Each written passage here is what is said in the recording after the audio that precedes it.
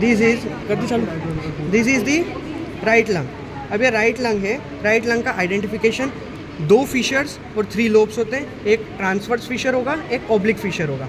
3 lobes में divide होता है। और इसको एनाटॉमिकल पोजीशन में रखने के लिए इसका जो एपेक्स है should face upward, the base should lie downward, और जो एंटीरियर बॉर्डर होती है वो शार्प होती है, should face anteriorly, and posterior और rounded border should lie posteriorly.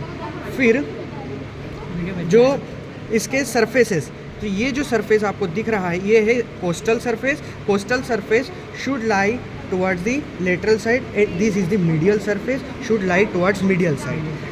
Medial surface is again divided into 2 surfaces. This is the medial surface, mediastinal surface, and this one is the vertebral surface, which is in contact with the vertebral column or in relation with the vertebral column. A medial surface, on the medial surface we are observing various structures passing through the hilum. These are known as root of the lungs. These are the root of lungs. Now structures of the root of lungs, this is right lung. So the structures of the right lung are, this one is the epiarterial bronchus, this one is the superior pulmonary vein, this one is the pulmonary artery, and this one is the hyperarterial bronchus, and this one is for the inferior pulmonary vein. Now and this one is for the bronchial artery or bronchial vessel. Now right side का जो अपनी posterior superior artery होती है, pulmonary vein, वो आ epiarterial bronchus, hyperarterial bronchus, and this complete part is the pulmonary artery, and this one is inferior pulmonary vein.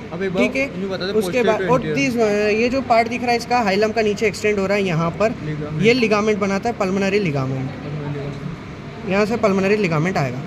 और interior border, posterior border, सारे borders discuss कर लिए। अब उसके बाद इम्प्रेशंस ऑन द सरफेसेस।